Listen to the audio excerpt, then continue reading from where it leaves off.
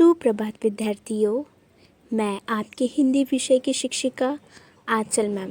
विद्यार्थियों, अब हम सेकंड पीरियोडिक टेस्ट का रिवीजन कर रहे हैं। तो सभी विद्यार्थियों अपनी हिंदी की बुक निकालो और पेज नंबर निकालो 70। पाठ 12 ऐसे थे विद्यासागर। पश्चिम बंगाल के एक गांव में एक औरत रहती थी। उसके साथ उसका बेटा भी रहता था। उस परिवार में यही दो प्राणी थे। बेटे का नाम ईश्वर था। वह जितना पढ़ने में तेज था उतना ही दयालु स्वभाव का भी था। एक दिन उनके दरवाजे पर एक भिखारिन आई और आवाज लगाने लगी, माई ओ माई, कुछ भीख दे दो।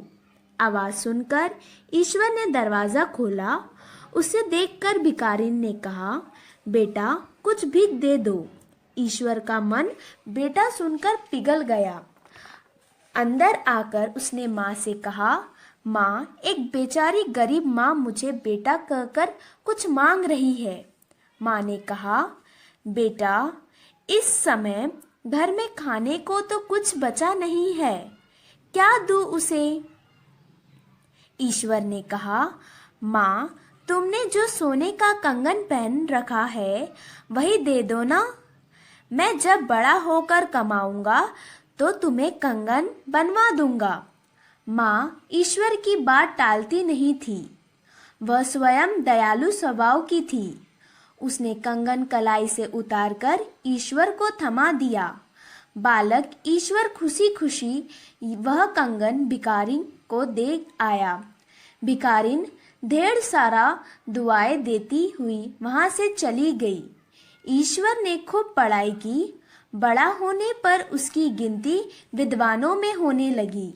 अब लोग उसे ईश्वर चंद्र विद्यासागर के नाम से जानने लगे थे। ईश्वर चंद्र की को माँ को दिया हुआ वचन याद था। एक दिन वे अपनी माँ से बोले, माँ, तुम अपने हाथ की नाप दे दो, मैं कंगन बनवा दूंगा। माँ ने कहा, बेटा अब कंगन पहनने की मेरी उम्र नहीं कहाँ रही, अब तो मैं बूढ़ी हो गई हूँ।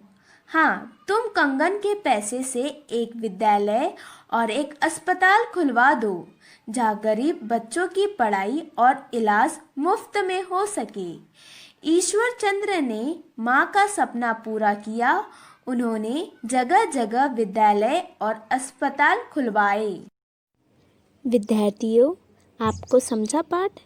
तो आपका गृह कार्य यही है कि पाठ के पीछे जो प्रश्नों के उत्तर दिए गए हैं वो प्रश्नों के उत्तर को आपको अच्छे तरीके से याद करना है।